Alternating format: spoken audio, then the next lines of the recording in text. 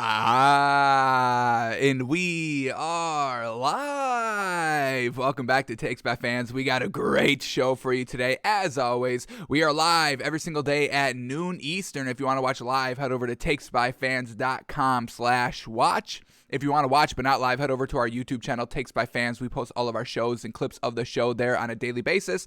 And if you just want to listen, we are on podcasting apps, Spotify, Apple Podcasts, Google Podcasts, iHeartRadio. So however you want to watch or listen, we've got you covered multiple ways.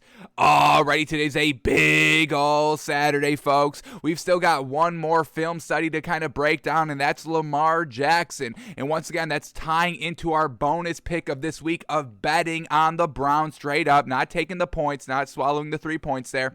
We're just betting on Kevin Stefanski. It's a big game. This game is truly going to kind of weigh heavy in our overall opinion on Kevin Stefanski as a head coach. So we'll watch Lamar Jackson from last week. We still got to kind of, break him down as a pure passer. That's something that we haven't really been doing a lot this season, which is a huge narrative. Lamar Jackson, we all know he can run, but can he pass? So we're going to break down that film study, Ravens Steelers from last week, getting us all prepared for this week. Seeing what Kevin Stefanski should really be shutting down and highlighting defensively for the Browns this week. So we'll get into that. We will play around with the playoff machine for this week, seeing how the overall playoff picture is going to look by the end of Monday. What's going to happen on Monday Night Football, and we'll see what the playoff picture is going to look like heading into Week 15. And then there's a lot of stories that we have, not a lot, what do we got, 1, 2, 3, 4, about 5 stories to go over. One I can't wait to go over, story breaking today, broke around like 10, 11 a.m. Eastern today. Can't wait to get into it and see what they're saying about it. It's going to be great. So we've got all that, and then obviously we got to do our NBA Daily 10, baby. So let's start with that. Let's get 10 minutes on the clock here. Next 10 minutes of uninterrupted basketball talk of what just happened yesterday in the NBA. So here we go, 10 minutes on the clock, and the 10 minutes start right now. Alrighty, lots of games on last night, and we had 2 bets going, folks, so we'll talk it all through. But let's start here with the first game up, Kings at the Hornets. In the Kings, De'Aaron Fox with the chance to win the game at the free throw line, down 2, misses the first one, misses the second one right here, and then Marvin Bagley gets the offensive rebound, puts it back in, that misses. So multiple opportunities for this Kings team to win, down only 1 point, and they beef it all the time, and the Hornets come away with the 1-point victory, winning 124-123. So let's start here with the Hornets since they got the win. Kelly Oubre Jr. still in the starting lineup because LaMelo Ball is still a no-go, and Kelly Oubre Jr. is still doing great out here. I love it. Big time. We've got to truly give a round of applause here for Kelly Oubre Jr. We don't like him in the starting lineup, but him in the starting lineup when they need him because of an injury, COVID-19, whatever LaMelo's got, he is out. So Kelly Oubre Jr., big shout out to this man. 22 points, 2 blocks, 2 steals, 5 assists, 6 rebounds out on the floor. Shot 4 of 10 from the 3, 52% on 17 shots. We will give him that all day. Cody Martin still filling in at the starting lineup as well at the 1. 19 points, 8 rebounds, 5 assists, 2 steals, 3 blocks. I mean, holy cow, the entire starting lineup got it done here for the Hornets. We got Vernon Carey Jr. at the starting 5 here, but just for 11 minutes, 7 points and 2 rebounds. We have Miles Bridges, 23 points, 8 assists, 7 rebounds, and then Gordon Hayward to round out the starters, 19 points and 7 assists. But then we had this big old great bench contribution from James Knight, 24 points, led the team in scoring, 6 rebounds, absolutely fantastic. And then for the Kings, De'Aaron Fox missing those 2 free throws. He shot 8 of 10 from the free throw line, but those were his 2 misses to potentially tie or to win the game, and he misses both. Womp, womp. But De'Aaron Fox still had 31 points, 4 steals, 5 assists, 2 rebounds. He's just not clutch. Truly unfortunate. Tyrese Halliburton, 15 points, 7 assists, 7 rebounds. And then Terrence Davis for the starters, 19 points and 8 rebounds. They got great contribution from Buddy Hield. No surprise, 25.6 rebounds. Once again, he's not shooting well from 3, 2 of 10. He's been on this little streak of threes that just have not been looking great. He still gets the shot up. That's what we know Buddy Hield does, but his efficiency has truly not been here for the last maybe week and a half. And then Davion Mitchell off the bench, 10 points, 4 assists in 25 minutes, starting to get a little bit better out here. And then Marvin Bagley, who had that offensive rebound chance to win the game for them, misses on the putback off the De'Aaron Fox free throw miss. Marvin Bagley, 15 points and 10 rebounds. Unfortunately, just cannot clutch it up. Hornets get the win, 124-123. All right, next game up here is the Mavs at the Pacers. And once again, folks, the Mavs lose. This is not a good team, folks. Fat Luka Doncic is just not getting it done. Overweight Doncic is not getting it done for this Mavericks team. Pacers get the win, 106-93. Let's start here with the Pacers since they got the win. Sabonis, 24 points, 10 rebounds, 7 assists, a plus 23 on the floor, the highest by far for the Pacers last night. Fantastic. Then we had Karis LeVert, 26 points, 5 assists, 6 rebounds, 4 of 7 from 3, and he was a plus 16 on the floor. That was the second highest, so they're getting it done. We got Miles Turner at the 5, 17 points, 10 rebounds, fantastic, and then Malcolm Brogdon at the 1, 12 points and 8 assists. Very well done for the Pacers getting the win. And then for the Mavericks, Luka Doncic, 27 points, 9 assists, 9 rebounds. He shot awful from the 3, 1 of 8. Porzingis, 22 points, 2 assists, 2 rebounds, but that's all, folks. That really was it. This is the remaining of the starters from last night. Reggie Bullock in 21 minutes only put up 2 shots, 0 points. Dwight Powell at the 5 in 22 minutes, 2 points, 5 rebounds. And then Dorian Finney-Smith in 37 minutes of play in the starting lineup, 4 points on 3 shots and 6 rebounds. So there's just no other offensive production here besides kind of the main two of Luka Doncic and Kristaps Porzingis. And Porzingis still needs to just be a routine 5-man. Anthony Davis and Kristaps Porzingis just must be at the 5 position at all times, folks. Stop trying to work your way into the 3, into the 4, into the 3 even. Just stop it. Your bigs, get down low. You can stretch the floor with the 3, but you got to get down low. And this Mavericks team really isn't going to be competitive, in my opinion, until they do get Kristaps Porzingis to play a true kind of 5 position.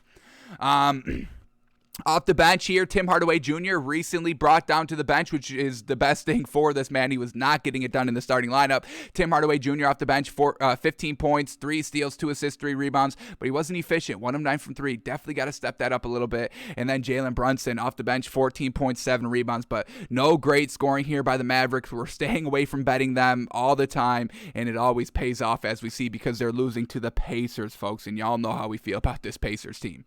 All right, so Pacers get the win, 106-93. Then we get the Nets at the Hawks here. Close game, great game all throughout, but the Nets get it done in the fourth quarter and get the win 113-105 over the Hawks. So Hawks are, competitive. I just don't know if they're ready to kind of beat the kind of tier 1 teams consistently here. But they have turned it around from the really early start of the season. So really solid Hawks team here, getting better as the season progresses. But here we go for the Nets. Kevin Durant, 31 points, 6 assists, 5 rebounds. Classic Kevin Durant. James Harden, 20 points, 11 assists, 5 rebounds. Classic James Harden. And then Patty Mills, 11 points. Solid there. Wasn't efficient. 1 of 6 from the 3, 36% on 11 shots here. LaMarcus Aldridge in the starting lineup, 15 points, 3 blocks, 3 steals, 2 assists, 3 rebounds, stat sheet stuff, and man, oh man, LaMarcus Aldridge, folks. Sheesh, I love what this man is doing here. This year, given that he's a little bit older. Shout out to LaMarcus Aldridge, and then DeAndre Bembry at the 4, only played 10 minutes in the starting lineup, 2 points. Off the bench, Bruce Brown, great contribution here, 15 points and 5 rebounds. And then Cam Thomas, 11 points, 6 rebounds, able to be enough to get it done. And then for the Hawks, Trae Young, 31 points, 10 assists, 7 rebounds. He was balling all game long. Wasn't the most efficient. He shot 25% from the 3, 2 of 8, and then 37% for the field on 27 shots. So it could have been a little bit better, but overall, we'll definitely take those 31 points. Kevin Huerter, 19 points. We had Clint Capella, 14 points, 16 rebounds. And John Collins, 20 points and 6 rebounds. Timothy Luawe Cabaret truly let the team down a little bit. 0 points on 8 shots. Come on, gotta score something here. And then off the bench, just Danilo Gallinari with 13 points and 6 rebounds, able to kind of make them a little bit more competitive, but still come up a little bit short in the fourth quarter. Nets get the win, 113-105. All right, then we get the Knicks at the Raptors. Close game here, but Gary Trent Jr. with a big-time 3 late in the game truly ices it. So Raptors, another solid win. Are they streaking, or do we got a small little 2-3 game winning streak here by this Raptors team? What do we got? 1 game winning streak, 5-5 in their last 10. All right. So with Gary Trent Jr. getting it done here for this Raptors team, 24 points, led the team in scoring, and like we said, that big-time 3. He shot 5 of 7 from the 3. Fantastic. Fred VanVleet, 17 points, 11 assists. Chris Boucher at the 5, 14 points, 8 rebounds. Siakam, 13 points, 12 rebounds. Scotty Barnes, 12 points, 15 rebounds. All able to get it done. Nothing great here off the bench, which is still our concern for the Raptors. But unfortunately, the Knicks, they didn't have that great consistent scores throughout. So the Raptors were still able to get the win. I don't know if we're buying the Raptors 100% just quite yet, but a win is a win. We'll give them that. So here we go for the Knicks, still struggling with their guards. Yes, they're not using Kemba Walker, but this may be the worst. This might be a bad decision to not use Kemba Walker. We didn't really love Kemba Walker for this team, and we were kind of actively voicing him for him to come off the bench, but just having him not play at all, it's truly hurting this Knicks team. I mean, they're using Alec Burks at the 1 and Evan Fournier at the 2. Sometimes they use Fournier at the 1, Burks at the 2. They're trying to figure it out here, but they're just not getting any production from any of their guards here ever since Kemba Walker has truly been taken out of the rotation here.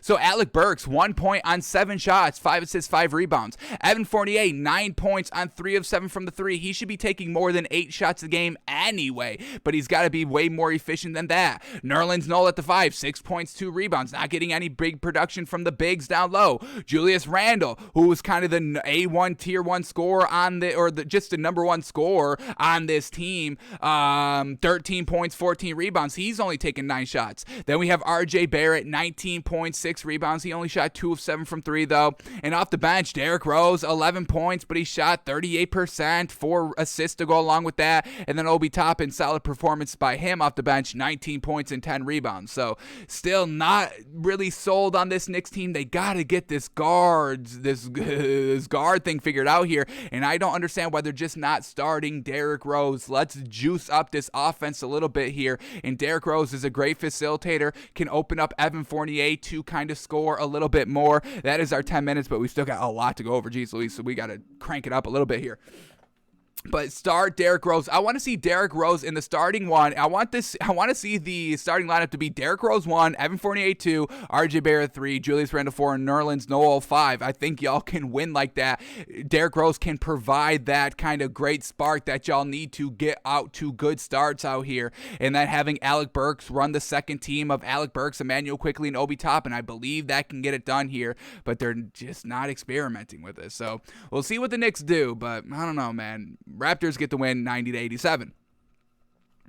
All right, next game up here, Bucks at the Rockets, and this was one of our picks from last night. Rockets plus 9 points, and the winner was the Bucks by 9. Dang it, it's a push overall. We don't hit it, unfortunately, but the Rockets were really dominant this entire game, folks. They really just kind of beefed it in the fourth quarter.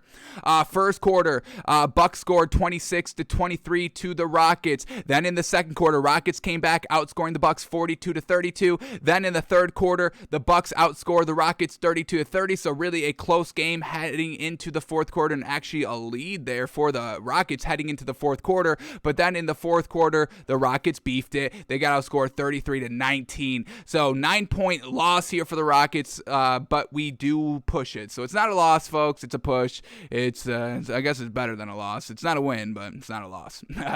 So here we go. Eric Gordon, 14.6 assists. Armani Brooks, 21 points, 5 rebounds. Love seeing Armani Brooks get it done, folks. Christian Wood, 21 points, 13 rebounds. And then Garrison Matthews, 23 points. And who didn't play this game that we're so thankful didn't play this game? Daniel Tice. They would have lost by 20 points if Daniel Tice was in the game at all for any period of time.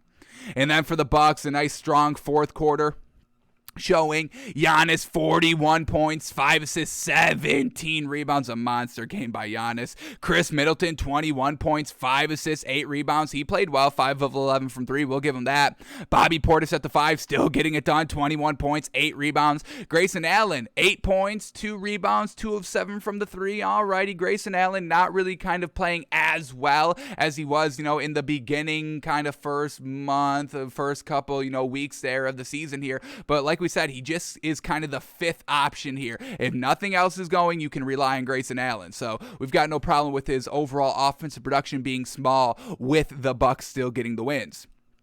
And then Drew Holiday, 12.7 assists. And then off the bench, Pat Connaughton with big ol' 16 points and 6 rebounds. So Bucks get it done in the fourth quarter, get the 123-114 win.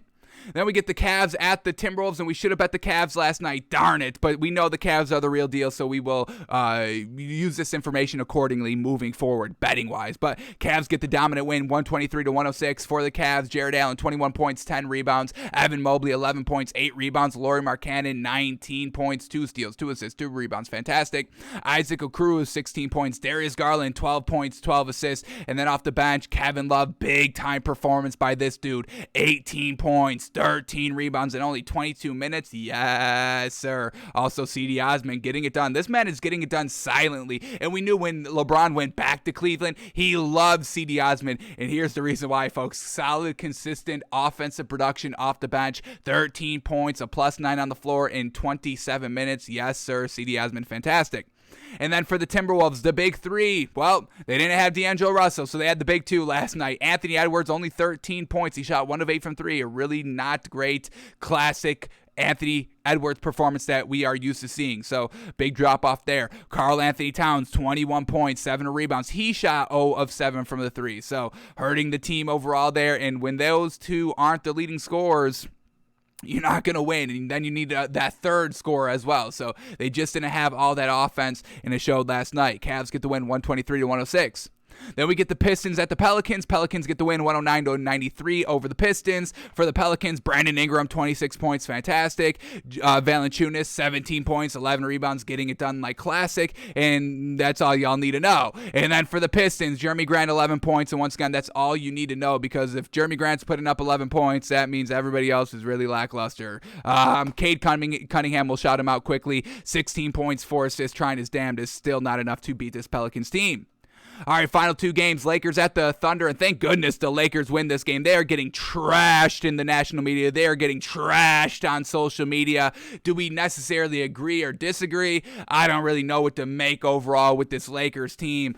We need, once Kendrick Nunn is healthy, and they could start running Kendrick Nunn and Malik Monk off the bench here, and even moving Kendrick Nunn into the starting lineup at the 2, which is probably most likely what they'll do. I think this Lakers team can get really kind of solid, consistent overall wins here and get cleaned up a little bit in the national media.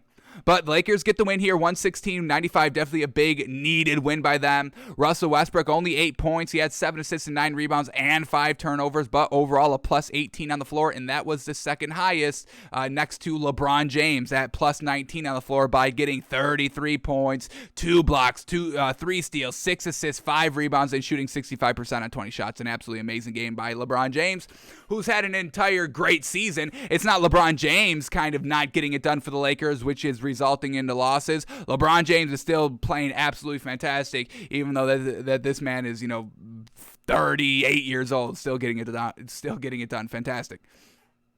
Dwight Howard starting at the 5, 1 point and 8 rebounds. And off the bench here, Malik Monk, only 6 points. Once again, not shooting good at all. 22% on 9 shots. He needs to be better, folks. We need Malik Monk to be so much better than what he is. But Lakers get the win, so I guess we can't knock it too much. And then for the Thunder, Shai Gilgeous-Alexander, only 11 points on 41% shooting. He had 4 assists. And Lugan Store, 11 points as well. So the 2 big names here for the Thunder aren't getting it done. That's going to result into a loss every single time.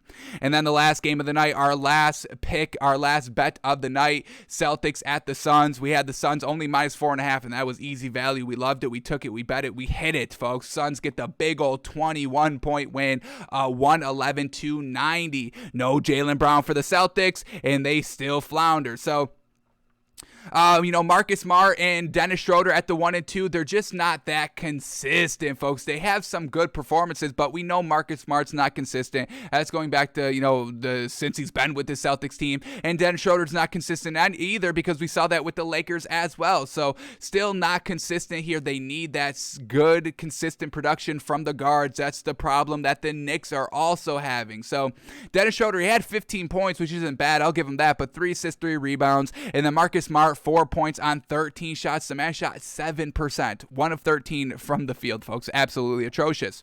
Robert Williams at the 5, and he's a solid 5 out here. 10 points, 5 rebounds, nothing great, but he still has solid production out there. And then Al Horford, just, a little bit older, 9 points, 4 rebounds, a minus 19 on the floor, nothing that great. And Jason Tatum, he had 24 points, 7 rebounds. He shot 1 of 7 from 3, but still just not enough to get it done. Nothing great off the bench, not developing any of their other young players here in this Celtics team. There's just nothing good about it besides Jason Tatum, and that's it. And then for the Suns, we got Chris Paul, 10 points, 12 assists. Landry Shamet still filling in for Devin Booker, 10 points. JaVale McGee, 21 points, 15 rebounds. Jay Crowder, 16 points, 9 rebounds. And then McCall Bridges, 14 points. And then off the bench here, Cameron Payne, 17 points, 5 assists, 6 rebounds. Cameron Johnson, 16 points, 6 rebounds. The Cameron brothers getting it done, folks. So Suns, easy peasy win. They cover the -4, no problem. Win by 21, 111-90.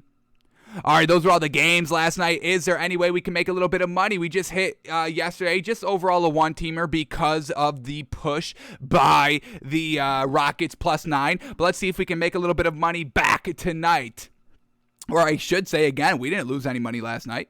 But here we go. First game up, Magic at the Clippers. Magic +8, Clippers -8. Not betting the Magic ever again. And the Clippers, I don't know if we were able to swallow 8.5 just quite yet. They're on their way back up, trending upwards. But we'll use this game as more information.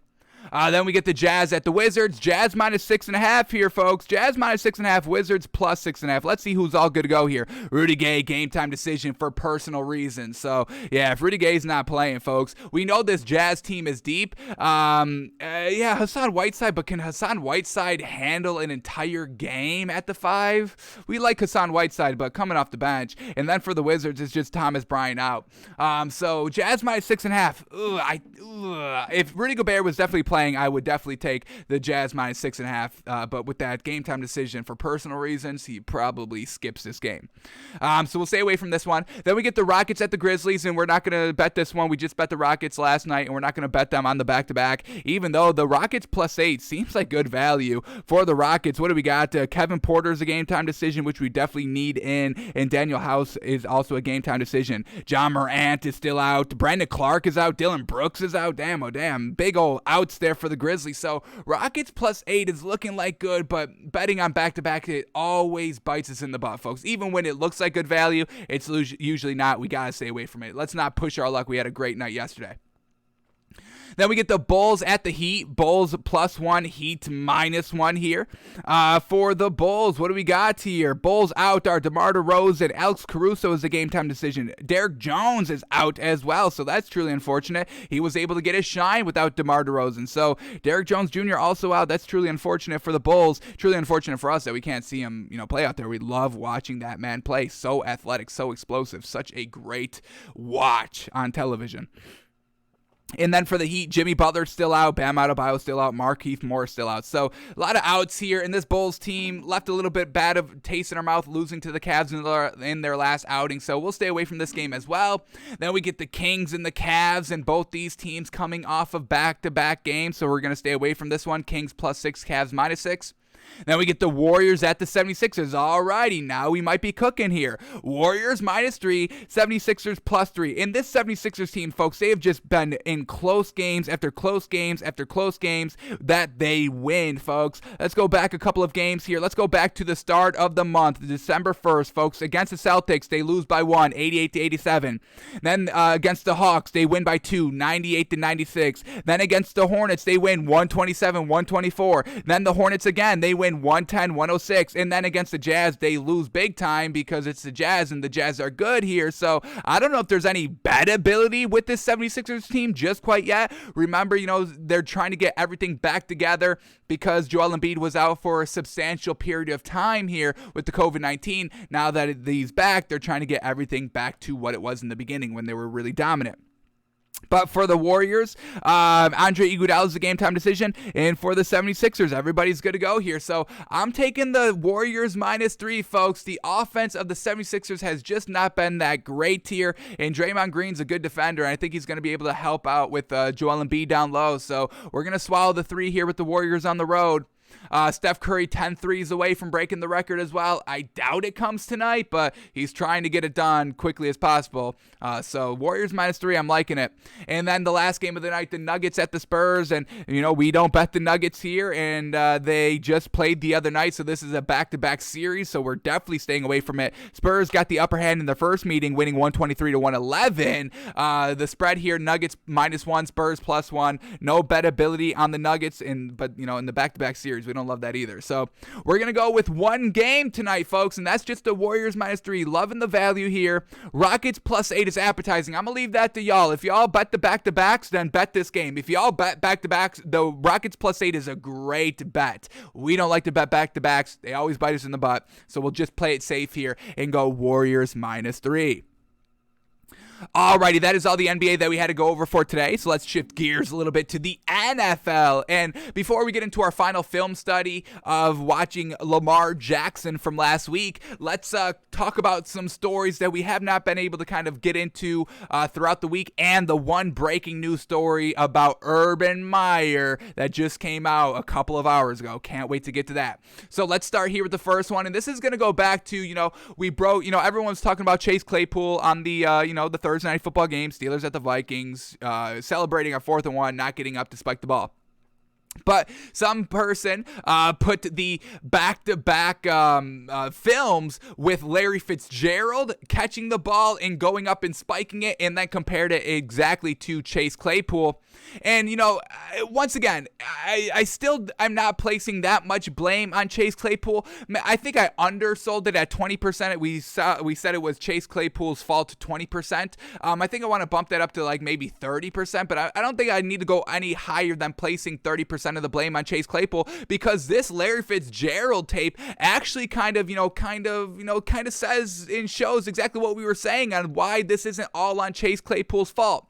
So here it is, frame by frame, side by side right here. Larry Fitzgerald, he was way past the left hash, so he had to get up frantically to go and place the ball. Chase Claypool, they're both down right now. Chase Claypool celebrating in the time that it took Chase Claypool to celebrate. Larry Fitzgerald just got to the left hash where he had to go and run to. We knew Chase Claypool was already basically on the right hash. So at the same moment when Chase Claypool was going to hand the ball to the ref coming up, Larry Fitzgerald just got the ball to the ref. So I don't know if this video is truly doing justice to all the narratives that Chase Claypool deserves all the blame, which is basically the only opinion that's out there.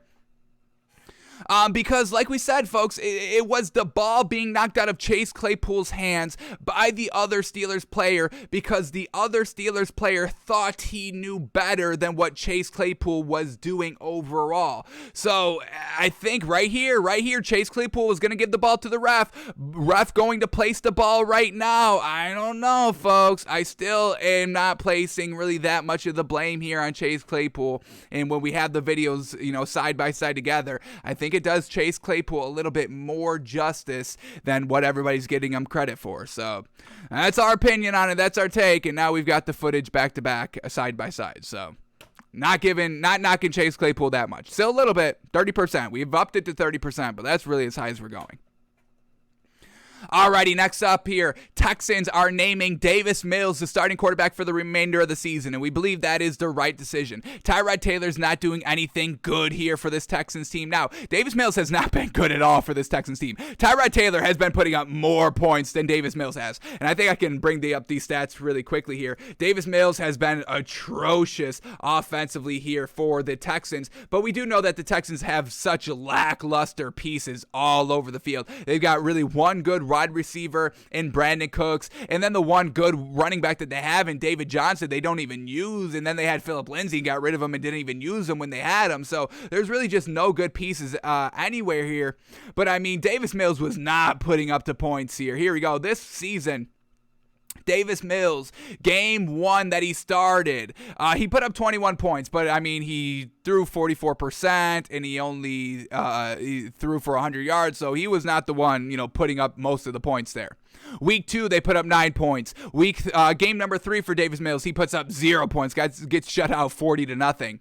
Next game, he puts up 22 points against New England. Has a really good performance here. 72% completion percentage, 312 yards, 3 touchdowns, no picks. They still lose the game, but he had a really good game there. I'll give. But that was, in the first half, it was all going good, remember? And then in the second half, they shut him down, and he could not do anything. So one good first half, not a good second half.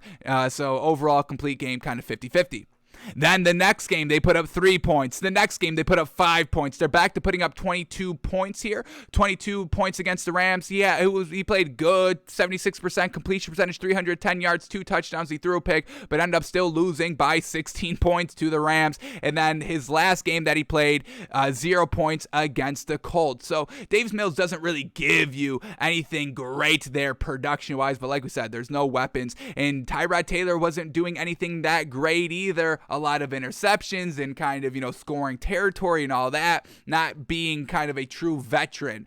So when both of the quarterbacks are putting up nothing great offensively, let's just go with the rookie and see what he can do. We know what Tyrod Taylor can do. It's nothing great. He can't increase the level of play and production by the lackluster weapons. Now, Davis Mills can't do it either, but once again, he's got a higher ceiling because we don't know what he looks like truly.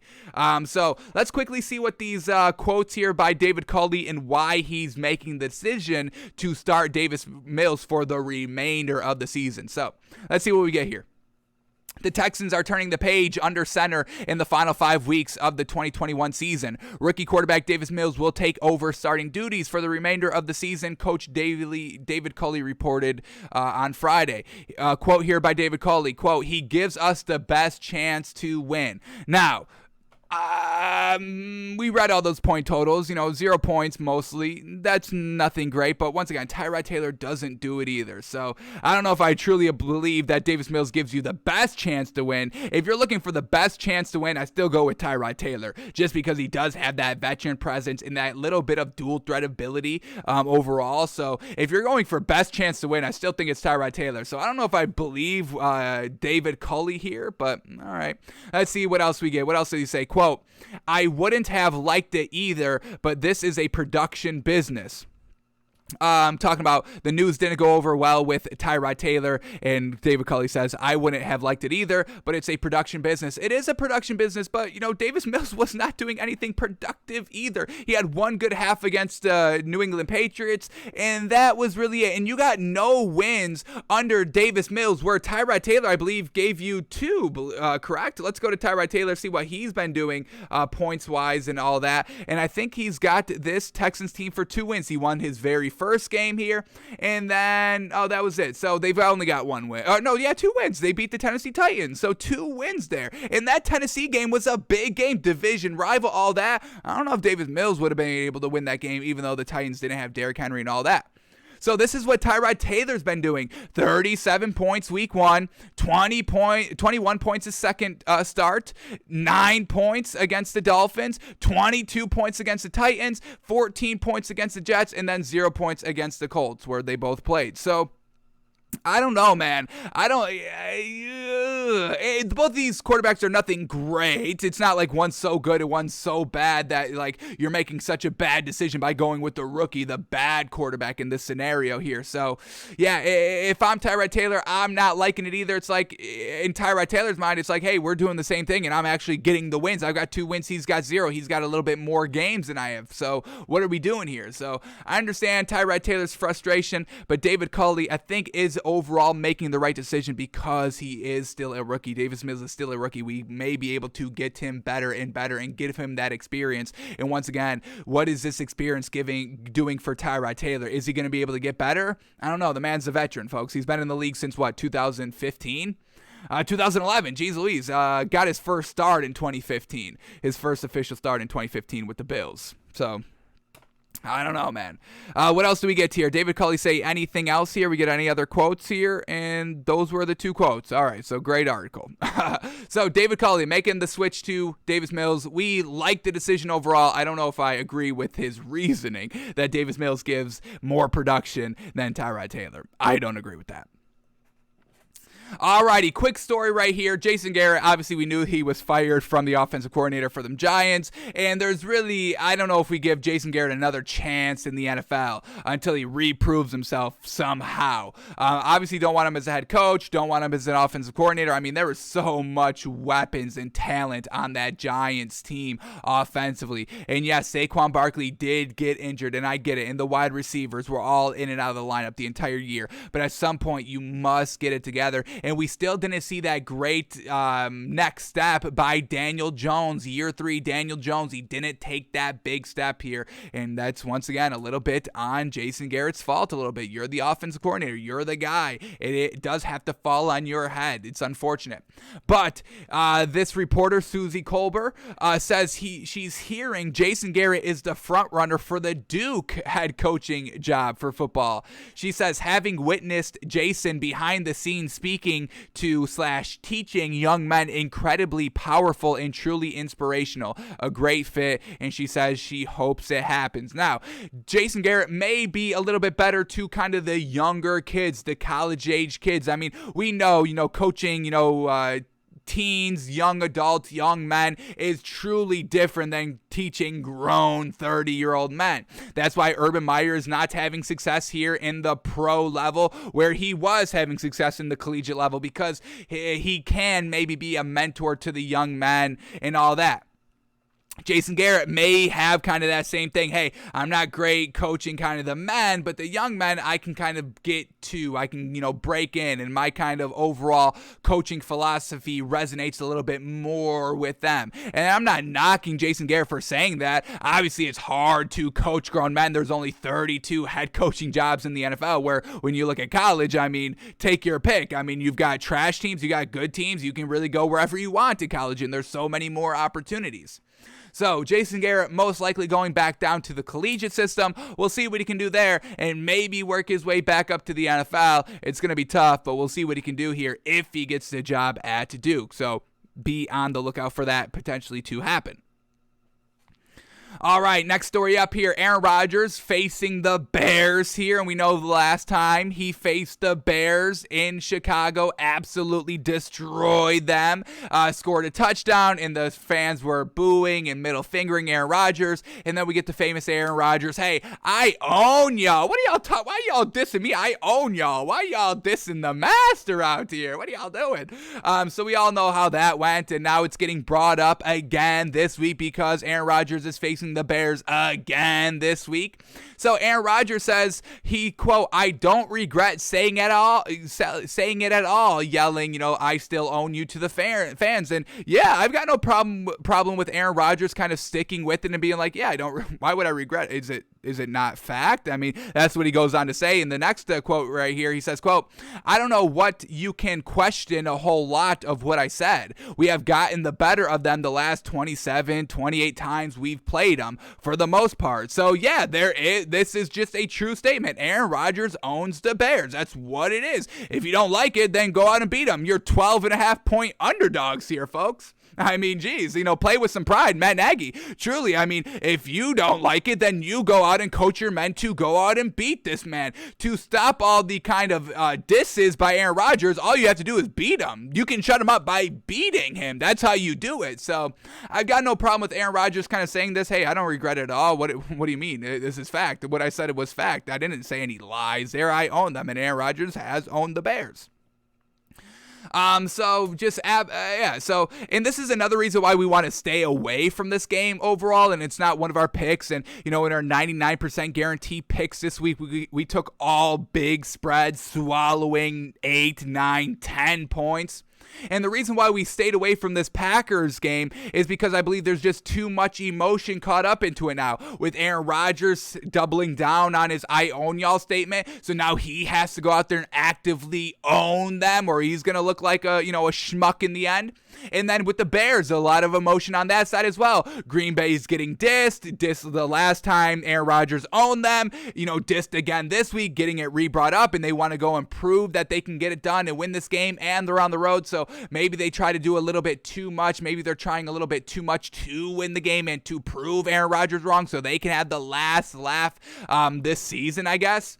So it's just way too emotion-filled for my liking, and because of that, I'm not swallowing 12.5 points, and I'm not taking 12.5 points with the Bears. What are you, nuts? They're trash. Aaron Rodgers owns them. Where's the value in that?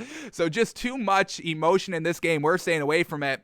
I wanted to see if this line has changed, and it hasn't. Still, Bears at plus 12.5, Packers minus 12.5, but the Packers minus 12.5 is at plus 100, so we see kind of all the money so far going to the Bears plus the points. So we'll see how it goes here, but a lot of emotion wrapped up in this game. We'll say no thank you and just enjoy Aaron Rodgers on Monday Night Football on Sunday Night Football owning the Bears.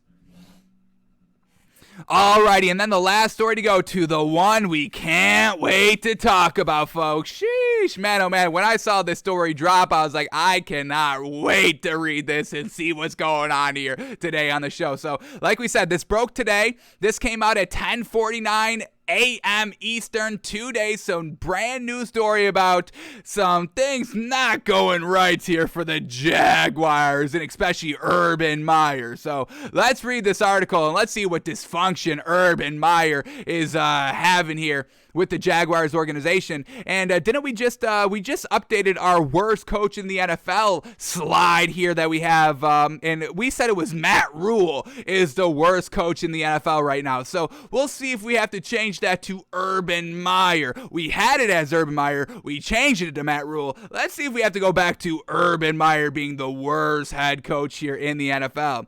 So the tweet leading up to the article right here: months of tension surrounding Jaguars coach Urban Meyer has boiled over, with multiple run-ins with players and other coaches in recent weeks, renewing questions in league circles about whether Meyer could be out after just one tumultuous season. And man, oh man, how truly unfortunate would that be by Urban Meyer? I mean, couldn't get it done here in the pro system like Nick Saban. A little bit of black marks on their overall coaching resume. Yeah, you could get it done in college, but you had a good program. I mean, you picked the players. You don't get the best players here in the NFL. You have to go out and try to be good, first of all, to attract those players, and then, work the money around it. So can't be paying the NFL players under the table like you could in college, right, Urban? So let's see what we get in this article. Let's see what's been going on here in the Jags organization, and probably why the Jacksonville Jaguars should have been on the in-season of Hard Knocks this year, because that would have been more entertaining than the Colts, no? All right, but here we go. Let's read this article and let's see how it's going on with Urban Meyer and see if he truly is the worst head coach and should be fired. So here we go. Months of tension surrounding Jaguars coach Urban Meyer has boiled over. Oh, he just copied it? All right, I guess he did write the article, so he just copied the first paragraph as the tweet. Okay, so that's, you want to read it again? Here we go. Months of tension surrounding Jaguars coach Urban Meyer has boiled over, with multiple run-ins with players and other coaches in recent weeks, sources say, renewing questions in league circles around whether Meyer should stay in Jacksonville, or Meyer stay in Jacksonville could end after just one tumultuous season. At this point, there are no signs that Jaguars owner Shad Khan is seriously considering a change. One of the NFL's most patient and supportive owners, Khan dreamed for years of Meyer, a 3-time college national champion at Florida and Ohio State, coaching his team and overhauling the culture of a franchise accustomed to losing before finally luring him out of retirement in January. But sources say Meyer's repeated public comments shifting blame to players and coaches amid the team's 2-10 season has exacerbated frustration in the building with his hard-changing and sometimes condescending approach, a style that many observers believed wouldn't work in the NFL even before the Jaguars hired him. And once again, coaching young men and coaching grown 30-year-old adults is two different things. Once again, Urban Meyer, after, a loss, going out on the town and getting a lap dance by a strange woman at a bar, that would go well with the young kids. They'd be like, yeah, get it, coach. Yeah, coach. Yeah, coaches, what's up? All that. With grown men, they're like, they got families at home. They're like, what is this clown doing? This is not a grown man over here. Why should I be listening to this man? This man's heading the team and he's going out and actively cheating on his wife. They're not going to respect that. So, Urban Meyer shifting blame, being like, hey, it's on the players. And, it is on the players. Trevor Lawrence has really not been that great or even really that good. But still, Urban Meyer, you're the head coach. My philosophy as a head coach, you always take the blame. You never let the players get criticized. You always take all the blame and in the media, what you put out there. Now, internally in the buildings, when it's only you and the team, then, you go out and do your coaching thing. But whenever you're asked in the media, I would always take the bullet for my players. I don't want my players caught up with answering the questions or taking the blame or anything like that. I would always do that as a coach publicly, but privately, then I'd get my coach on, and that's how we would handle it. We'd keep everything internal. I'm not letting y'all in. I see what y'all do. Y'all are vultures out there. What are you, crazy? I'm keeping everything in-house. All right, back to the article. Entering Sunday's visit to Tennessee, the Jaguars have lost four games in a row and 5 of 6 since their Week 7 bye, averaging just 10.7 points per game in that span. One of their players, running back James Robinson, was benched last week under clouded circumstances. Franchise quarterback Trevor Lawrence, who was shown flashes of why Jacksonville selected him number 1 overall in April's draft, is completing just 58% of his passes for 2,500 yards with 9 touchdowns and 10 interceptions. All that is trash. 58% completion percentage is absolutely garbage. 9 touchdowns to 10 interceptions. I mean, that's negative touchdown to interception ratio. That's absolutely trash. 2,500 yards. What are we, 13 weeks into the season? That's a little below par. And just once again, not getting it done on third down. Once again, we watched this man in our Wednesday film study. He does not get it done. They go kind of, their drives are quick because Trevor Lawrence cannot pick up the third down. He dinks and dunks. He looks for the check down route way too much, and he's not aggressive at all with the football. So I understand Trevor Lawrence holding this team back, but at some point, Urban Meyer, you're the coach. You have to get it done at the end of the day. You must figure it out. You are there for the answers. It all falls on the head coach at the end of the day. It's unfortunate, but that's the position. That's what it is. All right. Next paragraph here. And while the Jaguars opted not to fire Meyer in September after he stayed in Ohio instead of taking the team plane home after a Week 4 loss to the Bengals, only to be captured in viral videos at a bar with a young woman who's not his wife dancing close to his lap, sources say Meyer hasn't adjusted his approach. And how do you not adjust your approach? Wasn't he so apologetic and, he couldn't even look at the media when he was answering the questions the following day and all that? But now he's back to doing the same thing. He didn't learn his lesson then. I mean, if you don't learn your lesson getting caught in 4K cheating on your wife after a loss, I mean, what is going to change Urban Meyer's philosophy and coaching stance and all that? Nothing, folks. It's nothing. So far, yeah, you got to fire Urban Meyer, honestly. I would have fired him right after that loss. I mean, what the hell are you doing? Going out on the town, cheating on your wife, making a mockery, and not putting in the full time time and work. I mean, we hear all the time that, these players are away from their teams all the time because they have to go and practice and play and they're on the road and all that. So they can't see their wives. They can't see their family. All those grown men players are going through the same thing. And then they see Urban Meyer and they're like, how can I respect that moving forward? You can't. You lost the locker room from that point on. And I don't know if you ever get it back from that display. I don't think you ever get it back. So I think you had to fire him. And I believe that was our stance at the time. You fire Urban Meyer right then, right now. He hasn't done anything. He hasn't proven anything. You got to cut it loose right now. Your main focus is Trevor Lawrence. Your main focus should not be Urban Meyer. Whether you're the Jaguars ownership or whatever it is, the fans, you should be 100% focused on getting Trevor Lawrence right, because that's the more concerning issue than a coach that's absolutely trash at coaching. So here we go. In the past 2 weeks alone, sources say, receiver Marvin Jones, one of the locker room's most respected and mild-mannered veterans, became so angry with Meyer's public and private criticism of the receiver group that he left the facility until other staff members convinced him to come back and had a heated argument with Meyer during practice. So Marvin Jones, one of the locker room's most respected players. So once again, the players respect him. They don't respect Urban Meyer. And this dude is saying, I can't even be around this man. And when he is around this man, he's erupting into furious rage, even though he's mild-mannered. So what's that? Get rid of Urban Meyer right now. It's ruining the locker room. It's hurting Trevor Lawrence's development. And you're going to be a trash team again for the next decade like y'all have been. Urban Meyer is not worth it, folks. Why is he worth it? Because he won in college. Yeah, Nick Saban won in college as well, and he was trashing the NFL. So what are we doing here? Another thing here. We got 3 things. That was the first thing that has happened over the last 2 weeks. Over the last 2 weeks alone.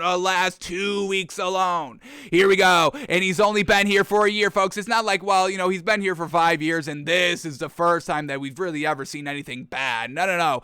2 weeks, the last 2 weeks into his first season here.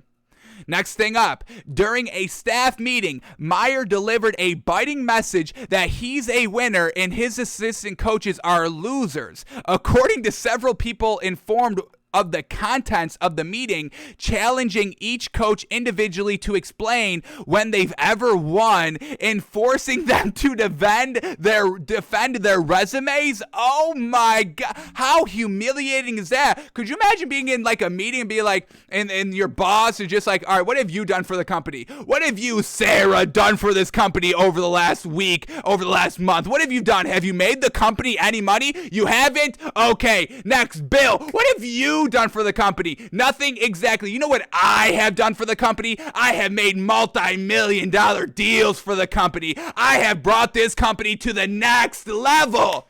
Sarah, have you ever brought the company to the next level? Oh, you haven't? Oh, that sucks. I have. I'm a winner, folks. Y'all are a bunch of losers. I have hired a bunch of losers out here, and y'all losing is making me lose. So who is the main loser right here? It's y'all. Y'all are losing. Y'all better start winning. So we can win, and I can be the winner again. This is what's going on here, folks. And you still want this dude as the head coach? Oh my goodness. Last thing, what else? How worse could it get? He's losing the respect of the most respected player in the locker room. He's calling all of his coaches losers. What's this last thing on tap here? Contrary to his public statements that it was injury related,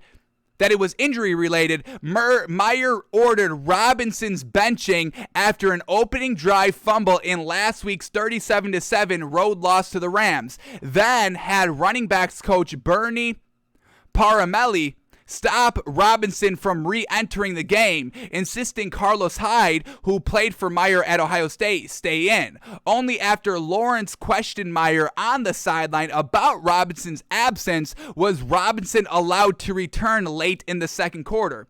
Speaking to reporters this week, Lawrence said, quote, bottom line is James is one of our best players and he's got to be out on the field, and we addressed it. And I feel like we're in a good spot, and the whole team, we are good. So Okay, I don't mind, you benching a running back for fumbling the ball. I mean, Bill Belichick does it all the time and nobody bats an eye. So this one isn't as glaring. You do maybe have a little bit of nepotism with the Carlos Hyde because he played for Urban Meyer, all that. And then it's a little fishy that only after Trevor Lawrence said something, then they put James Robinson back because Urban Meyer maybe was caught and, somebody noticed and they, said something, say something, see something, say something, speak up. Okay, good words to live by. Trevor Lawrence did that, so I don't think this is the most glaring issue. The first other two were way more glaring than this last one. Still not great, but man, oh man. Alrighty, let's keep going here in the article. Several Jaguars players vented their frustration to Rams players after that game. They're talking to the team that absolutely just routed them in expressing their frustrations. I mean, folks, come on, folks. You got to get rid of Urban Meyer right now. Reiterating a common complaint that Meyer, who had no prior NFL experience, doesn't treat them like adults. And there it is, folks. There it is. He can coach young men, growing men in college. Grown men are different. You must treat them like grown men. You can't get away with the same tactics that work coaching up young men. It does not work, folks. Didn't treat them like adults, and the staff meeting follows a pattern of tense interactions between Meyer and his assistants dating back to the offseason. After opening the preseason with consecutive losses, for instance, sources say Meyer informed assistants that he was sick of being embarrassed, and if the team didn't start winning immediately, some of them wouldn't be around for a second year. You're not going to be around for a second year. You're threatening to fire other coaches because you are losing? Come on, man. You're the head coach. You are the main root of the problem. Man, oh man.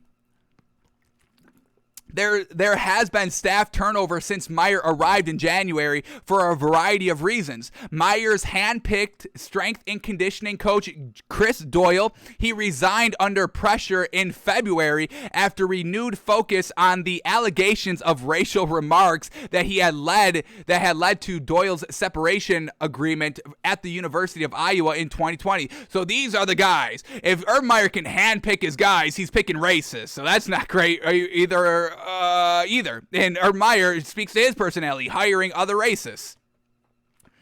He also hired special teams coordinator Brian Schneider. He took a leave of absence in May for personal reasons and did not return. Meyer's chief of staff, Fernando Lovo, left the team last month to return to the University of Texas. Tight ends coach Tyler Bowen is expected to become offensive coordinator at Virginia Tech, according to college sports and recruiting site on 3.com, and more staff changes are expected after the season, even assuming Meyer stays. Oh my God. There have been other mishaps. In July, the NFL fined Jaguars $200,000 and Meyer $100,000 for violating rules and organized team activities, and docked them the 2 OTA days in 2020. Remember, they lost their OTAs coming up this season because Meyer didn't know the rules. In September, the NFL Players Association announced it was launching an investigation after Meyer acknowledged to reports that the team factored vaccination status into cut-down decisions, even though you weren't allowed to do that. And of course, there were the October viral videos, which were shot in the days following a 24-21 loss to the Bengals that dropped Jacksonville to 0-4. Meyer apologized publicly and to the team, telling players days later he had too much to drink and acted like an asshole idiot. Khan released a somewhat tepid statement of support for Meyer, calling his conduct, quote, inexcusable, and adding, quote, I appreciate Urban's remorse, which I believe is sincere. Now he must regain our trust and respect, which he obviously hasn't, a la James Robinson, a la Marvin Jones and all that, still not respecting him. And he must regain our trust and respect. That will require a personal commitment from Urban, which he has not done, to everyone who supports, represents, or plays for our team. I am confident he will deliver. Well, you shouldn't have been that confident because he has not delivered. He's calling all the assistants losers, and everybody else has no respect for him. The Jaguars actually won 2 of their next 4 games, ending a 20-game franchise losing streak and giving Meyer his first NFL win over the Dolphins in London on October 17th before stunning the Bills 9-6 3 weeks later. But they haven't won since, and signs of progress have faded, with a high-profile coach who, along with Lawrence, was supposed to bring fans back to TIAA Bank field, the Jaguars currently rank 30th in the NFL in attendance. Khan made his fortune in the car bumper business. Car bumper business? That's how you make money? Damn, car bumper business. Man, oh man, it's that lucrative? Jeez, I should have got into the car bumper business. Damn it. Alrighty, Khan made his fortune in the car bumper business, learning the value of building processes over time, and he has applied that mentality to NFL ownership. He stuck with Coach Gus Bradley into a fourth season despite Bradley's 14-48 record with a young rebuilding team. Once again, get rid of Urban Meyer because this is what we're getting with a young rebuilding team. You go 14-48. Bradley's successor, Doug Marrone, lasted for 4 full seasons, taking the Jaguars to the AFC Championship game after the 2017 season, but finishing just 23-48 before his dismissal after last season. In October, Khan told NFL Network insider Ian Rappaport days after Jaguars' first win in mid-October that he, quote, absolutely has faith in Meyer, and expanded on his statement about the videos, saying, quote, I don't think this is NFL football.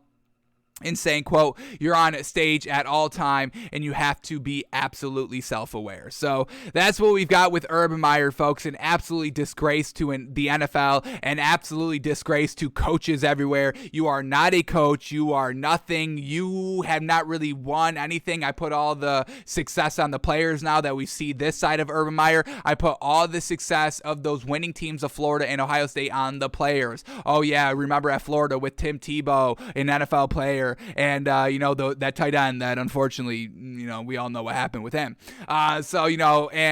Winning with those professional players, it's not Urban Meyer getting it done, folks. So fire Urban Meyer immediately. Get rid of this clown. Clowns bring in other clowns. This man brought in Tim Tebow. Clowns on clowns, folks. Clowns stick together. Alrighty. All right. Let's go to our film study here. We gotta watch Lamar Jackson from last week. Ravens at Steelers. This was our last film study we have to fit in. Couldn't get it to a Wednesday show. Couldn't do it yesterday. Couldn't do it on Friday. Yesterday was Friday. Whatever. Ravens at Steelers. Our last film study looking at Lamar Jackson and seeing his passing skills. Should we be worried about Lamar Jackson throwing the ball? Everyone calls him a running back, not a true quarterback. And, we haven't really been diving too deep into that narrative this season, but we probably should, and that's what we're going to do here, especially since the Ravens are facing the Browns this week, and we have so much pressure on Kevin Stefanski this week to get the win. He's lost his first 3 meetings against the Ravens.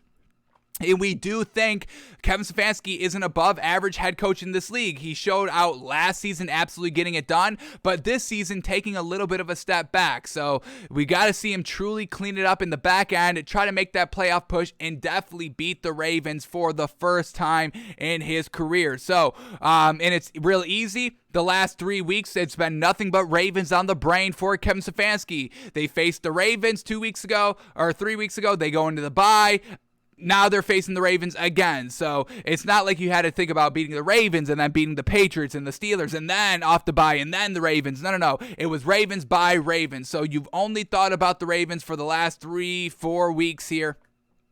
Big pressure on Kevin Stefanski, and it is our bonus bet. We are betting that Kevin Stefanski gets it done this week. We are taking the Browns straight up. We are not swallowing the 3 on the money line. We are taking them on, we're taking them on the money line, not swallowing the 3 on the spread line. So let's watch Lamar Jackson. We're going to go through all of his passes here. And I've got on my notes here sectioned off into 0 to 5 yard throws, 5 to 10 yard throws, 10 to 15 yard throws, and then 15 plus yard throws. So we're going to watch all of Lamar Jackson throws. We're going to kind of kill 2 birds with 1 stone here. Seeing, should we be worried about Lamar Jackson's passing? 4 interceptions against the Browns. Nothing really great in the Steelers' performance, only putting up 19 points. That kind of throw up, just kind of lackadaisical pass by Lamar Jackson that gets intercepted. Was that first drive? Yeah, very first drive. So we'll watch Lamar Jackson as a passer. Should we be kind of siding with the narrative that he is not a good quarterback and just a great running back? Or should we be kind of on the narrative that, hey, this is a true dual threat quarterback that can run and pass equally as good. So we'll watch all the throws, and then, going along with it, thinking about Kevin Stefanski and what he should be focusing on this week defensively on how to come up with the game plan to stop Lamar Jackson. Should they just be focused on the run? Should they be focused on the pass? What do we got going on here? So let's watch some of these plays, or all of Lamar Jackson's throwing. Let's remind y'all of what he did last week against the Steelers. Lamar Jackson passing went 23 of 37 for 253 yards, 1 touchdown, and 1 interception. Let's get the completion percentage in a number here. We got 23 of 37, and that is 62%. So a little bit lower than we like. We like 62 to 65. It's 62, so right on that kind of lower edge of what we like. He's got 253 yards with 23 completions. That doesn't show us dink and dunk, so that's great. And 1 touchdown, 1 interception. Don't love 1-to-1 touchdown to interception ratio, but the 1 touchdown came at the very end of the game, so that shows a little bit of clutch. So let's see what we get here. Lamar Jackson throwing the ball. Here we go. First play. All right, hang on. We might have to sign out and sign back in here. We know NFL.com, folks. Absolutely trash website. Just absolutely everything about it is just absolutely garbage. So we'll probably have to sign back in here because they can't keep us. We are signed in, we have it, but they make us sign out, sign back in. It's nonsense, folks. We do this every single week, and it's just absolutely, it gets worse every single week, honestly. Our Wednesday film study days are just so frustrating because we have to jump through hoops just to watch some plays that we actively pay for, folks. This is a paid service that we pay for. Jeez Louise. But here we go. Enough of the nonsense. Let's get into some of these throws here by Lamar Jackson, right? Jeez, we got to see this man sling this ball around or attempt to sling this ball around. We got to make our mind up. So here we go. Getting back to the game here. We logged out. We're logged back in. Back to the game. We'll set the replays to broadcast, see what they look like on kind of, what we all see. And then if we need to take it in the All-22 to see if he missed a throw or anything like that, we can do that as well. So here we go. First throw up by Lamar Jackson. Very first drive. It goes for 14 yards. So let's see how this looked. Was it a dink and dunk that broke big? What did this look like? So here we go. First throw up here by Lamar Jackson. Play action. Plenty of time to throw, and he's just going to dink it down. Little safety blanket. And this was like a 1-yard throw. We get the line of scrimmage right here. He threw it like 2 yards. So was this a good throw? Was this an accurate pass? Let's watch this one more time.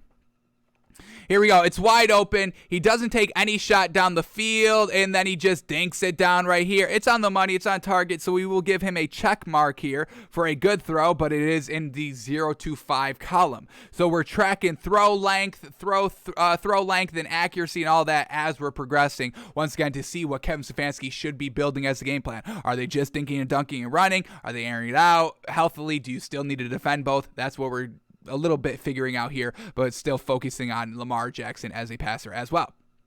So just dinked it down right here. It breaks big because the Steelers were not playing the underneath route. So overall, it picked up 10 yards. That's still a good play overall. Let's quickly bring this in the All-22. I mean, he had plenty of time to throw this ball. Was there just nothing open? Did he make the right read? So here we go. We got 3 kind of receivers lined up going down the field, and everything is very well covered. You got this shot up here, but by the time Lamar Jackson already threw the ball, so, I mean, we're not going to count that. So, yeah, Lamar Jackson made the right decision right there. Nothing open. Checked it down. Got the first down. Picked up 14 yards. Alrighty, here we go. His next pass. We get an incompletion here. Second and 10. Just across midfield. Let's watch Lamar Jackson on this one. Here we go. Lamar Jackson just over midfield, starting to drive, dropping back the pass, and this one seemed to be good on target. Let's watch this one more time. Trying to hit Mark Andrews on a crossing route over the middle of the field. Lamar Jackson just, man, oh man, I can't really tell. Was this a breakup or was this just a kind of little bit out in front of Mark Andrews? Let's see if we can pause this. See it. Ball coming in. And I think that gets tipped away by the Steelers defender. That seemed to be a little bit behind Mark Andrews in total. And for that, it gets broken up by the defender. So that was a 5 to 10 yard throw that was behind. That is a X for Lamar Jackson. Not a good throw right there. That brings up 3rd and 10, and they pass the ball here. So this is going to be a clutch throw. They pick it up. They convert 3rd and 10. Let's see how they do it. Here we go. Lamar Jackson dropping back to pass and just dinks it down on a nice little crossing route. This time it's on target to the back out of the backfield. I believe this is Latavius Murray right here. But, yeah, the back just kind of skirts out. That's right on target, right on stride, and because it's right in stride, he's able to go for the first down and another 8 yards right there. So on a 0 to 5 yard throw initially, that was a good on-target throw. Alrighty, next throw here. Where is it? Next throw, we get an incomplete pass. Alrighty, another incompletion here. Does he go deep? Let's see what we get here on 1st and 10. Incompletion here at the Steelers' 32-yard line. Once again, driving here. This results in an interception at the end of the drive here, and this ball gets batted. But he was taking the check down right here. So let's watch this one more time. All right, let's go back here. I think we got to go back too. But yeah, he just tries to go over the middle of the field on a nice little dink route, and it gets broken up at the line of scrimmage, batted down. Let's see quickly. Was there anything kind of open he should have tried to go to? Just takes the dink down again. So we'll call it do we call that a good throw? I don't want to call it a bad throw. It got broken up. Is that a bad throw? Threw it a little bit too low where it could get batted down? All right, we'll do that. We'll call it an X for a 0 to 5 yard pass right there. Alrighty, next pass here. Where do we go? We get an 18-yard pass. So we get an 18-yard pass here and then the interception. So back-to-back throws, one good, one pick. Let's see what we get here. On 2nd and 24, Lamar Jackson dropping back to pass. Plenty of time to throw and then dinks it down again for what? 1, 2, 3, 4 yards down the field. It's accurate. It's on target. But once again, just dinking it down. It does go big, though. So once again, this is what the Ravens offense is. And this is why it's so hard to truly get a good gauge on Lamar Jackson. Because whatever you say about Lamar Jackson, A, he's a winner. And B, he's always within striking distance. No matter what happens. 4 interceptions, they win the game. 1 interception, they still got it. And they moved the ball down in the final drive and was a 2-point conversion away from winning the game. So that's what makes it's just so hard on Lamar Jackson. Everyone calls this man a trash quarterback and all that, but he's winning and he's moving the ball and he's still able to push the ball deep when he can and when he wants to. We haven't seen it in this game, but we have seen it this season and all that. So, and once again, Lamar Jackson, Patrick Mahomes, Tom Brady, those 3 quarterbacks, they could do whatever the hell they wanted during the game. Throw 5 picks, throw no touchdowns, struggle to move the ball in the first quarter, second quarter, the entire third quarter, and then turn it on in the fourth quarter. Those 3 quarterbacks can do whatever the hell they want and still will be in the game down, within 1 possession on the final drive. They will always be like that because they get it done overall. It may not look pretty. It may not look pretty for an entire stretch of weeks on end, but those 3 quarterbacks will always be in it. These are winning quarterbacks, folks. We just saw Tom Brady 3 interceptions in the NFC Championship game and beat Aaron Rodgers. We just saw, like we said, Lamar Jackson throw 4 interceptions against the Browns and still win the game. Patrick Mahomes getting to Super Bowls, turning over the ball, like so many interceptions this season, but still right at the top of the AFC, top 4 teams, top 3 teams of the AFC. So, whatever your opinion of them as pure passing quarterbacks are, it really doesn't matter because they get it done. In the game of football, you can move the ball more than just throwing the ball, like just kind of classically dropping back and passing the ball. You can move the ball other ways. And why all these underneath routes are kind of opened up is because you must respect, Lamar Jackson's big break ability down the field running wise. You got to respect this speed, Marquise Hollywood Brown, deep down the field. So, it's hard to truly gauge the overall Ravens offense in Lamar Jackson pure passing in that regard. But we're trying our damnedest right here, folks. So let's keep it up. We did give him a check mark for this throw because it was a good throw. and it was on target. And we are putting it in the 0 to 5 category. Let's also take this one in the all 22. I know it's hard here. It's second in 24. It's hard to, pick this up here. But let's see. Was there anything open? Should he have taken the deep shot? Should he have taken a chance? Let's see what we get here. Everybody going deep here. And no. You've got this safety right over the middle of the field. They read it perfectly. I mean, this defense here of the Steelers are truly locking up everything. Fantastic here. They're letting you throw the underneath route. And then, they make the play. They make the pick coming up right next. So let's watch the pick now. So maybe this should be the defense here by Kevin Stefanski going into this week of, hey, let's give everything up underneath. We'll come up and make the tackles. We're not giving up the big plays. We're not letting Lamar Jackson use his feet, but we will let you dink and dunk. And then once the field shrinks and, you can't really dink and dunk anymore, we can't get beat over the top, so we can protect the over the top because there's not that much field left, and we can predict the dink and dunk. That's when we make our move. That's when we make our strike from kind of the 25 onward. So let's see what this interception looked like here and what Kevin Stefanski should try to be replicating right here. So here we go. 3rd and 6 at the 10-yard line. Empties out the backfield. Pressure right up the middle, and Lamar Jackson just throws it up. Once again, exactly what we say. Lamar Jackson, Patrick Mahomes, Tom Brady, they feel like they can make all these throws and try to do too much. That's why they don't love to live for another down, because they don't have to live for another down, because they will always be in the game on the final drive, and they all trust themselves with the ball in the hand on the final drives, a la Lamar Jackson on this drive. Unfortunately, couldn't get the 2-point conversion, even though he goes down and drives, the touchdown we all know.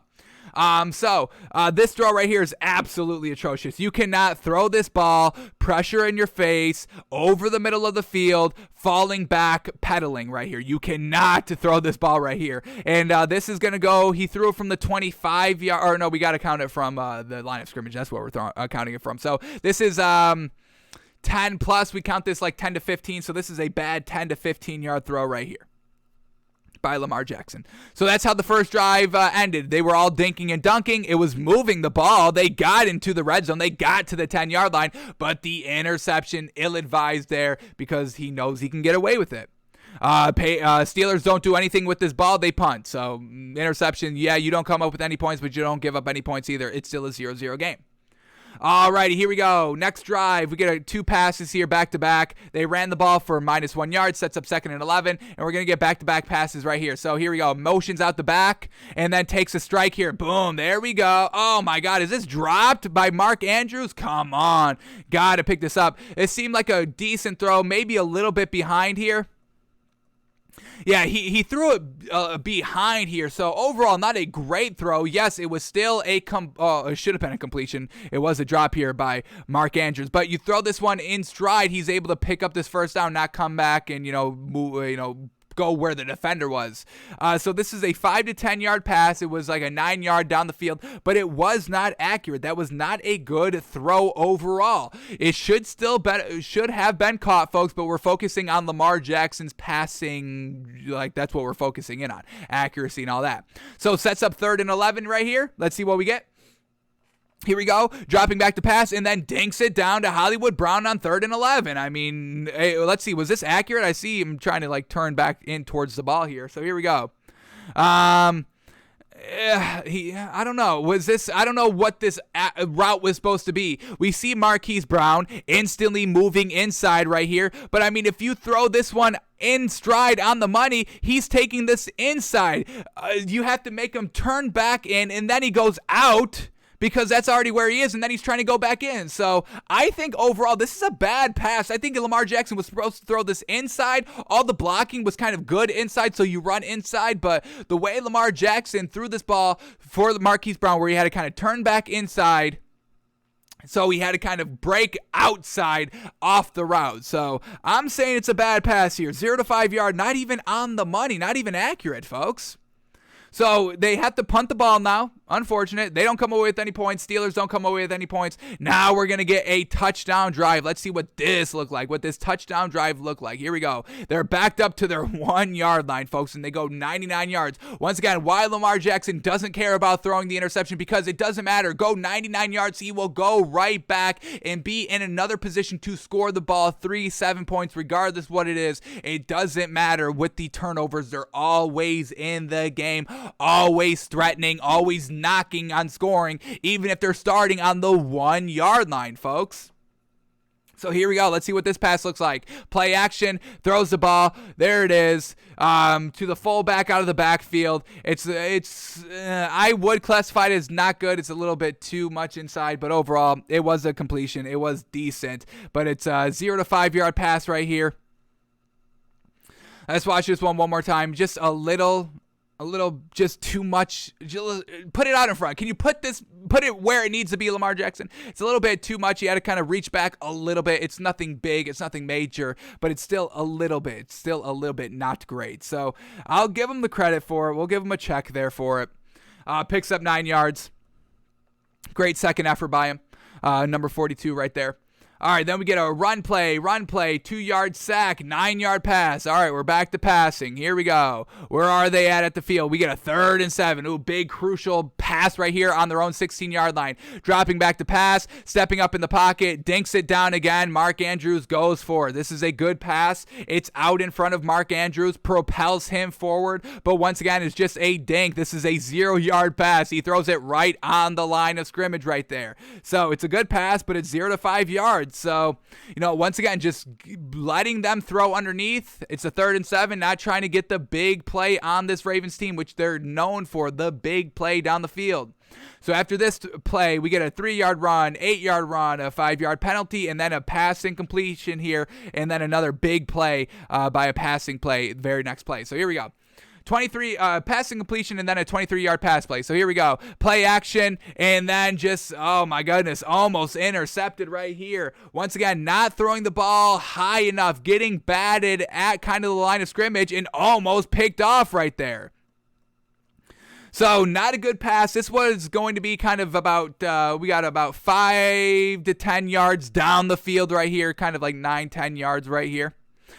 So this is not a good throw for a 5 to 10 yarder. Still low, still able to get kind of broken up right at the line of scrimmage right there by the defender jumping up and breaking on the ball. So still not a good throw. Here we go, 2nd and 15. This one goes big. Let's see why. Was it a dink and dunk that went big? And yeah, here it is. Just a dink on the left sideline, on the right sideline.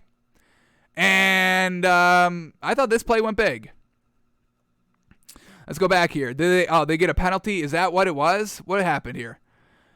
Penalty, unsportsmanlike contact. So that's where all those yards came from on this play. It wasn't Lamar Jackson getting the big play right here.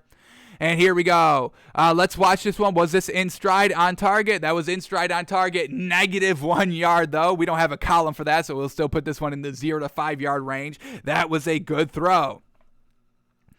Alrighty, let's go to the next pass. Let's keep going here, finding more passing plays. Here we go, 2-yard pass to a 10-yard pass. Back-to-back passing plays. Let's see what Lamar Jackson's looking like here. 2nd and 12, just over midfield. Dropping back to pass, and then he just dinks it down. It's right on the money right there for a 0 to 5 yard pass to Mark Andrews, the tight end. We'll give him a good pass right there. All right, next play, 3rd and 10. Gotta pick this up. Gotta keep the drive alive. Gotta keep the ball moving. Here we go. Lamar Jackson dropping back to pass, shifting all in the pocket, finding Mark Andrews again for about 9 yards. And is this right on the money? Let's watch this one more time. It's low. It's a little, it's low, but overall it's not bad. Mark Andrews reaching out for it and just gets that first down. So 5 to 10 yard, we'll give him a solid pass right there. Got to him low and away. Alrighty. Alrighty, next pass. Where are we at? Where do we got? Here we go. Next play, 4-yard run, 5-yard run, 5-yard penalty. And then here we go, a 29-yard pass. Let's see what this big play looks like, right? We were disappointed in the last big play because all the yards came from the personal unsportsmanlike conduct. So here we go, 3rd and 6 at the Steelers' 32-yard line. Going over the middle of the field. Now that's what we're talking about. A big strike over the middle of the field on 3rd and 6, being aggressive, getting the ball up over that first line of defense of the linebackers, dropping it right into Mark Andrews right there. That's a good ball to fit that in a tight window. And I believe this is like 15 yards down the field. This is from the 32.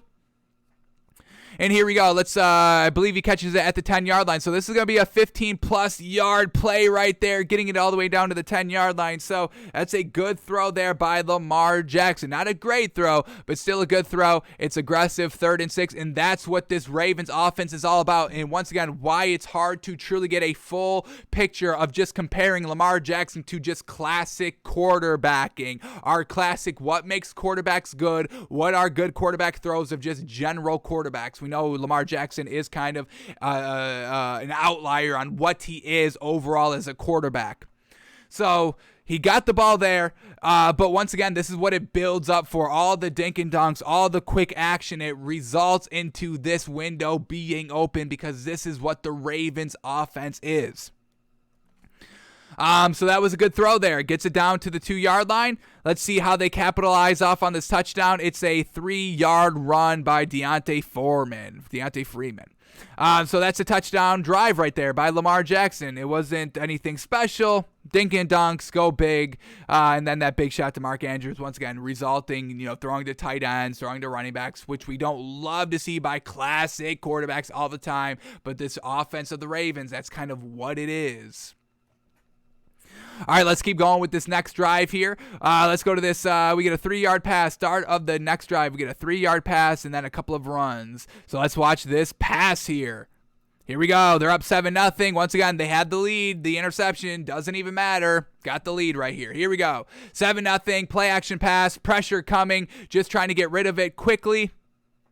Really decently accurate right here. Just kind of a setup play right here. Set up a little bit of just set this man up to give them the ball. So 0 to 5-yard pass. It's good. We'll give him a credit for it. Like a little check. Decently on target. We'll give him a little credit.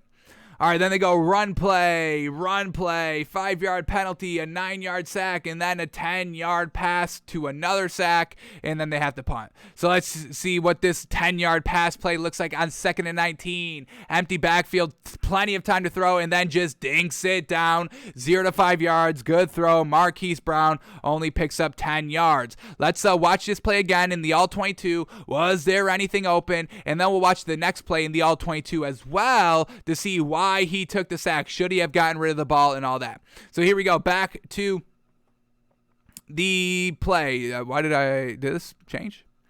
Yeah, we want to go to this one right here. Here we go. All right. 2nd and 19. He dinks it down. 5 wide right here. Let's see. Anything open here by Lamar Jackson he should have thrown the ball to. Nothing down the field. Oh, yeah, you've got this receiver right here down the field. This receiver took the inside safety, and this guy does not have any more help over the top. So Lamar Jackson could have taken the shot right here at the bottom of the screen. The nice double move, instantly beat right there. This safety takes this other receiver. I mean, this is why you run, 5 wide to open up specific receivers, and this receiver is wide open. Lamar Jackson's not even looking to the right side of the field and dinks it down right there, a little bit high, and once again, a little bit behind. So this is a 0 to 5 yard throw, 5 to 10. I got to bring it back in the broadcast, folks. Just to see, was this 0 to 5 yards or 5 to 10 yards where we should be classifying this throw? So here we go. Let's see where this ball was kind of caught. At the 40-yard line is where the line of scrimmage is, and he throws it at kind of the 45. So I'm putting this 0 to 5. I know we should have done 6 to 10. I know. I ruined it because 0 to 5, 5 to 10, 5 can go in both categories, folks. That's classic a math term right there. I'm not remembering what the actual term and all that you're supposed to do when you're making lists, when you're making polls. You have to do 0 to 10 and then 11 to 20 and then 21 to 30 and all that. So nothing can go in both categories. We digress. We're putting this one 0 to 5 yards. And it wasn't even that great. It was a little bit high and above. And there was something else open. So I'm going to give him an X for this one. And then here we go. The next play, it results into a sack. Let's see. Was there anything open? Should he have gotten rid of this ball? Was he just trying to be too fancy with it? And here we go. It's just right up the middle right there. And then he's coming back and just trying to run with it. So nothing great right there. He tries to run with it. Pressure got there immediately. And then he went into running mode. All right, last drive of the half here for the Ravens. We may end it right here. I think we've seen enough of Lamar Jackson, but let's see what we get on this final drive, and then we'll make our decision. So here we go. We get a pass play right here. They're up 7-3, 26 seconds at their own 25-yard line, just trying to do something, and once again, dinking it down. Way, way inaccurate because the receiver couldn't even catch it right here, and it was a 0-yard pass. It's right on the line of scrimmage. Not good there by Lamar Jackson. Alrighty, and then here we go. What else do we got here? Any other passes? We get a pass incomplete that we just watched, an 8-yard run, a 10-yard penalty, and then that's halftime. All right, let's finish it out here by this last drive. Let's watch this last touchdown drive and see what it looked like. We'll count the passes, and then we will make our final decision on what we need to see here by Stefanski and if we classify Lamar Jackson as a good passer. So here we go. First play here of this touchdown drive. It's going to be a 5-yard pass, down 7 points at their own 40-yard line, under 2 minutes, one timeout. What do the Ravens look like? Lamar Jackson dinks it down again, and this is a good throw, but it's only for 4 yards, 4 yards down the field. Nothing great there. Let's see what else here. Next play, we get a 5-yard penalty, a 4-yard sack, and then a 22-yard pass. Here we go. Let's watch this 22-yard pass. 3rd and 14. This is a little clutch, and we see this Steelers defense. Everybody's kind of at the first down to gain line. Lamar Jackson dropping back to pass, comfortable in the pocket, and striking it over the middle of the field, on target, on point, and this is 14 yards to the first down, and this is 15 plus yards right there. Accurate as heck, perfect right there, and the Steelers still give it up. They're all playing back. This is kind of a little bit of a dink and dunk. The Steelers are still all behind these receivers, respecting the speed. All right, what do we got on the next play? We keep passing here. We get an 18-yard pass, 13-yard pass. All right, all these are passes here. So now they're passing the ball here. All right, they're done with the running. 53 seconds left at the Steelers' 42-yard line. Just picked up the first down. Here we go. Lamar Jackson dinks it down, and that's for 8 yards. And that's complete. That was good. So in the 5 to 10 range, that was good. Right, decently on target to the rookie, I believe. All right, picks up the first down. Next play, we're going to get another pass right here. Lamar Jackson, empty backfield again, 5 wide. What can he do with it? And just slings it down to Sammy Watkins for about 4 yards. That's a good ball right there, and it propels them. Once again, it's 4-yard dink, and it goes for 10 yards, 10-plus yards. That's what this Ravens offense is, so I can't criticize the dink and dunk too much. We can criticize the accuracy, though, and that's what we've been doing. So here you go, Lamar Jackson in the red zone now, and this ball, this is open, and he just misses it. A 10-yard strike that's not accurate. Mark Andrews is wide open right here, but he throws it inside instead of outside, and it's way short where Mark Andrews couldn't even make a diving play for this ball as he's backpedaling. So a 10 to 15 yard throw. Are we going to put this into 10 to 15 or 5 to 10 range? This is going to be 5 to 10 range right here. 11 yards to basically threw it to the 1 yard line. So I'm going to put this one 5 to 10 yards. Should this go into 10 to 15? See what I mean? Ugh. It would be 11 to 15, 11 to the 1. That's about 10. So I got to put it in the 5 to 10. And this is not a good throw, folks. Inaccurate as heck. And that's inexcusable. This is truly inexcusable. Trying to be clutch. 20 seconds left. I mean, this is a real bad throw. Alrighty, and then here we go. Lamar Jackson, next play on 2nd and 10. 4 wide receivers here, dropping back to pass, hits Sammy Watkins, and this is good. A nice little out route for 4 yards. It's just a quick out, quick hitter, and Lamar Jackson puts it decently right here on the money for the receiver to go and get it. Now we'll put this one in the 1, 2, 3, 4, 5. I'm going to put this in the 5 to 10 because it wasn't really like a dink and dunk route and all that. So that was a good throw on a 5 to 10 yard route. All right, sets up third down, 3rd and 5 from the 6-yard line. 16 seconds left, no timeouts. Lamar Jackson got to be clutch. Here we go, empty backfield. Lamar Jackson pulls it down, looks for another receiver, and then floats this one to Sammy Watkins. And this is a really good ball right here, folks. I got to bring this out from the end zone view to get an even better look at this one. But this is a great throw here by Lamar Jackson. And why did this go all the way back? Let's get back to this play. They don't have the, oh my God, this is like the only play they don't have the end zone view of the pass. How classic is that? How classic is that, folks? So we got to bring this one back in the broadcast. How unfortunate.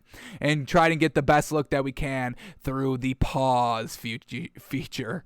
So here we go. Lamar Jackson going to slip this one into to Sammy Watkins. And, you know, he pulls the ball down, was going to make a read. It wasn't open. Pulls it down, checks his other reads, and there it is. Sammy Watkins, well done, throws this one right where it needed to be, above number 21 right there of the Steelers defender.